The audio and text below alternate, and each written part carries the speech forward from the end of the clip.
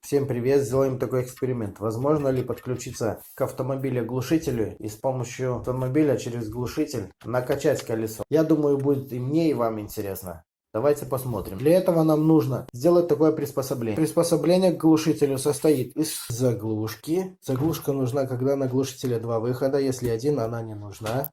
Патрубка, переходничков с толстого на тонкий шланг. С тройничка. На тройничке есть накрученный клапан. Клапан нужен для того, чтобы выхлопные газы выходили бы с системы. По-другому автомобиль будет глохнуть.